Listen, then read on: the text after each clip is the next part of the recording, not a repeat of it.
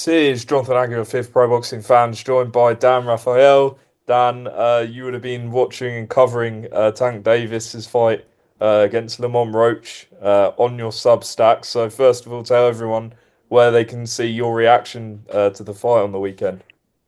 Well, they can read my story about it on my Substack at danrafael.substack.com, or they can also certainly go on our me and TJ Reeves, my partner, who do our twice weekly podcast Thursdays into the weekend, Thursday nights, the Big Fight Weekend preview podcast, and then we come out of the weekend, we tape on Sunday on the Fight Freaks Unite podcast. So our Sunday episode that dropped late Sunday night has a lot of our conversation about that particular card, that fight. Obviously, we're going to discuss it as well. So a lot of things to go over, I would imagine. Yeah, links will be in the description for those things. So, Dan, yeah, a controversial night, Barclays Centre. I saw some of your tweets about what happened. Let's obviously start with the ninth round. Appeared that Tank took a knee, went over to his corner, had his face wiped, and Steve Willis did not rule a knockdown. What's your take on what happened in that incident? There was a lot of things that went wrong in that situation. I've known Steve Willis to be a very good referee for a very long time. And obviously, Saturday night was not his best night. And I think when he looks back at it, he'll probably be the first to admit that it wasn't his best night. But that doesn't change the fact that because of the ineptitude of how the entire situation was handled, it put a cast of pall over the whole fight. It was a pretty good fight. I mean, the first half of the fight was pretty lackluster. Both guys were somewhat inactive, particularly Tank Davis. Both guys were very cautious. I understand why Lamont would be cautious given the punching power that Tank has. And Tank, he's always a slow starter, was even more slow of a starter than typical, it seemed to me. But anyway, it did heat up. Second half of the fight, around round 6, 7, things really got cracking.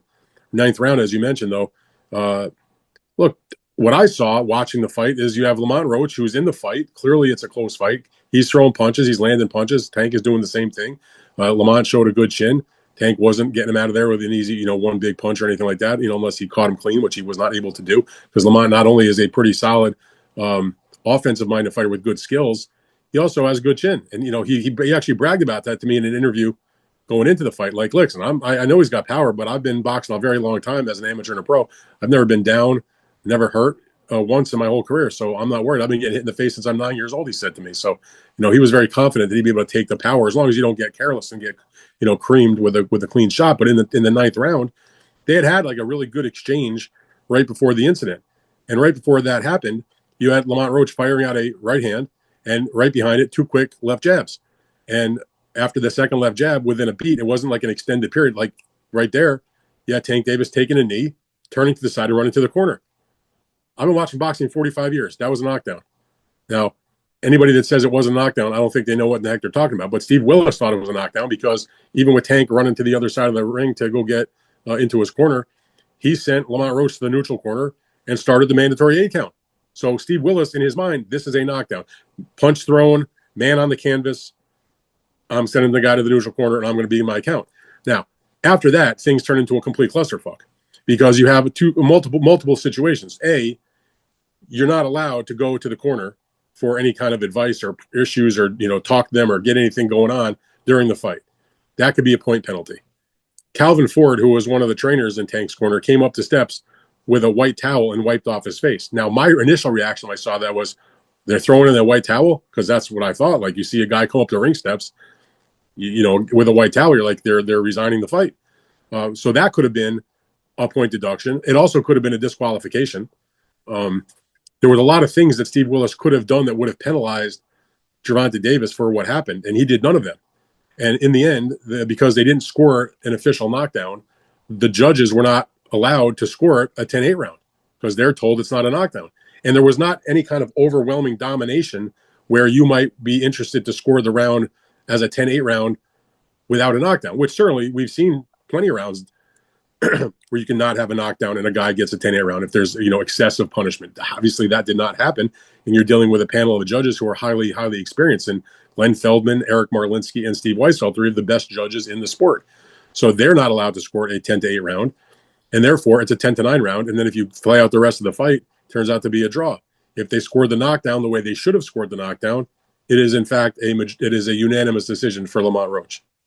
So I know it's obviously hard to say because refs don't get interviewed and don't really make any comment after fights, but what's going through in your mind, Steve Willis's mind, when he's given the 8 count, therefore, like you say, Lamont Roach went back to his neutral corner whilst Tank's, in the corners, but therefore stopping him from, trying to attack Tank whilst he was had his head back to his corner. So why, in your opinion, did Steve Willis then decide to change his mind? I really have no idea. What I do know is what I heard on the audio. Now, Steve Willis was mic'd up for the broadcast. So you can distinctly, and I've gone back and watched it, anybody can look at the clip. Tank goes and gets his face wiped off, comes back out, and Steve Willis stops counting and says, I'm paraphrasing. I forget exactly what the words were. What are you doing? What are you doing? And you couldn't hear what Tank says because he's not wearing a microphone. And then you hear Willis basically say to him, if you that you make that look like a knockdown. Look like a knockdown. And they patted him on the chest and he called the fight back together. And I'm like, what the fuck is going on? That was a knockdown. Everybody keeps saying, well, it looked like a knockdown. And you know why it looked like a knockdown, Jonathan? Because it was a knockdown. So I have no idea what the hell was going through Steve Willis's mind. There was still quite a bit of time left in the round. It was about a little over 2 minutes, I think, remaining after that occurred. And it was mind-boggling to me that they did not call that a knockdown. That was, to me, as I posted on my social media, in the century plus that men have put gloves on their hands and fought. If you voluntarily take a knee, especially after a series of punches, landed or otherwise, that's a knockdown. And they did not call that. And it not only did it cost Lamont Roach the lightweight WBA title, it cost him the incredible accomplishment of having knocked off and ended the undefeated record of the #1 United States boxing star, one of the biggest stars in the whole sport worldwide. And on top of that, the glory of scoring a humongous win, and quite frankly, probably a shitload of money when they would go to negotiate the rematch. Now, there was a rematch clause in the contract, but I've been around boxing long enough to know that if you really want to get the rematch done, they're probably going to have to sweeten the pot. And it cost him millions of dollars, and it also added a draw to his record instead of another victory. For a lot of things went wrong. And I have to say, I will give Lamont Roach and his father, Lamont Sr., and Gary Jonas, one of his promoters, and Robert Diaz, his advisor, all the team, a lot of credit for acting like adults, not carrying on like lunatics, being respectful, being calm, being very poised in a moment where I've seen other teams and fighters have ultimate meltdowns in those situations. Now, Lamont Roach put on social media today, he made some sort of suggestion that, Tank's record could, it basically suggesting that the fight result could get overturned. Have you heard anything like that, done any digging today about what he might have been referring to? Well, I have spoken to folks at the New York State Athletic Commission. They didn't want to be quoted, obviously. They're trying to put together their own statement to, come up with something that they want to put out to the public. But I can tell you, I've had this lengthy conversation with folks over there, and the reality is, I was told they believe they don't know. They got, I guess, check some of the rules, but it is not out of the realm. Now, first of all, Lamont's going to have to file the protest or go through the proper channels to do an appeal. But, he's got a team behind him that knows what they're doing when it comes to that sort of stuff. So they'll do that. And I guess they'll have a hearing and the commission will be able to, talk to everybody involved. But that they would be within their rights to change the score of that round if they determine that it was a knockdown. And that would then change the result of the fight. And that I was told, I think we can overturn the result. I'm not saying that will happen, but it is a possibility. Now, remember, New York also had replay being used for the fight, and it was supposedly reviewed. There's a lot of issues, and I'm not really sure who to believe, but in the end, they decided not to overturn it. One party says they never actually got the replay in time to take a look at it because they only have, you can't just make the replay available to change throughout the entire fight. I am told the rules are they have, in other words, the time limit that you can make a decision within the context of the fight still happening is however much time is remaining in the round, in this case, around 2 minutes, the 1 minute rest period. And then if necessary, they can invoke the addition of 30 more seconds. So it would give them, for this particular review, about 3.5 minutes to take a look at it. Apparently, they never within that time period either saw it or when they did see it, made a determination that they didn't want to change it. But that's still sort of a gray area. But the bottom line is they didn't change it. And that still boggles my mind because the replay official is a referee named Ricky Gonzalez, who is a very experienced championship level referee in New York, who's done many, many fights, worked on the undercard. And and it wasn't called out. I have no idea why. To me, it was the cleanest, most obvious thing. The fighter took a knee with no, there was no foul, there was no equipment failure, there was no nothing except him deciding I need a timeout. Whether it was grease in his eyes or because he got punched with the jab, whatever it was, can't do that. Jonathan, boxing 101. There are no timeouts in boxing. A referee can call a timeout. A fighter can't call a timeout. Yeah. In terms of the scoring, how did you have it, and what was a reasonable sort of, way to score this in your opinion? Well, I scored it 114 to 114, but that's because I scored the ninth round, a 10-9 round. If he gets the knockdown, Lamont gets a 10-8 round. He wins the fight 7-5 on my card. I feel like you could certainly score it 7-5 even without the knockdown in favor of Lamont Roach. You could score it a draw. I guess if you really want to bend over, benefit of the doubt, you could even score 7-5 for Tank Davis. That's okay. Also, I can't really quarrel with that. It was a very close fight. I think everybody who watched it, whoever you're supporting, or if you don't care, it's a close fight.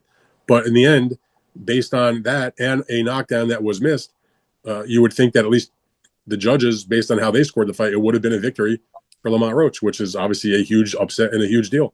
And he didn't get it.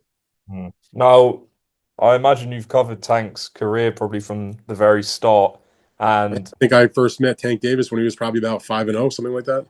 right, so near enough the beginning. Yeah. He's obviously said in the fight week, in the first press conference for this fight, that he was thinking about retiring. Then he was asked about it in the post-fight press conference about. He said something about someone came into his dressing room who was going to call out, and I think Sean Zattel asked him, "Was that Shakur Stevenson?" And he said no. Where do you see his mindset towards the sport at the moment? Well, I think based on what happened on Saturday, he certainly wants a rematch. I mean, look, one of the ways you can know that he probably didn't win the fight is because I can't say that it's never happened, but I have a hard time in my mind as I thought back about it, thinking of a fighter who was the champion, who didn't get a loss, who was the one calling for a rematch. I mean, he said, "I want the rematch" right away when he was doing his post-fight interview. Now, obviously, the draw is beneficial for the champion because he retains the title, but certainly the performance definitely dinged up Tank's reputation as a fighter that many people had, climbing the pound for pound list and doing all these great things. And the thing also was that when he fought Lamont Roach, when the fight was first announced, a lot of people pissed all over it, said this is a bad matchup, this is a bad fight, there's a mismatch, he's fighting a smaller guy, blah, blah, blah. Forgetting the fact that Tank fought a lot of his career at 130, that Lamont Roach is a pretty good size guy for 130, that he was an outstanding amateur, that he is a current world champion. I mean, I actually said, and anybody can, I'm not Monday morning quarterbacking, as we say here in the United States. You can go back and watch my appearance on other YouTube channels or the podcast that we were talking about that I co-host. And I said from day one, this is a real fight. This is a fight that is absolutely legit. This is not a bad matchup. I actually like the match. I mean, okay, fine. It wasn't the superstar name or the big fight that people might have preferred, whether it was against Shakur or a Teofimo Lopez or, pick your guy. But I thought from the moment this was made, Lamont Roach, although not the most famous name in the world, 100%, this was a bona fide fight that was interesting to me. They have the regional rivalry. They fought each other twice as amateurs. They've known each other for 20-some years since they're kids. Lamont Roach's father, for a time, was the coach for Tank for, I think, when he won the 2011 Golden Gloves tournament. That Lamont Roach Sr. was one of his coaches. So they've been intertwined in the boxing, Baltimore, D.C. boxing scene for a very long time. They're actually friendly with each other. They may not be best buddies, but there's a massive respect there. They all have run in the same boxing circles for all these years since they're kids. So Tank, I believe, knew that he's in a legit fight, but he's a boxer and you fight guys, and he was a bona fide guy to fight. I mean, I'm still dumbfounded why it wasn't in the D.C. Baltimore area. Instead, it was in New York City. From one controversial fight to another that we had here in Belfast this weekend, Lewis Crocker, Paddy Donovan ended in Donovan getting disqualified. What did you make of that refereeing decision?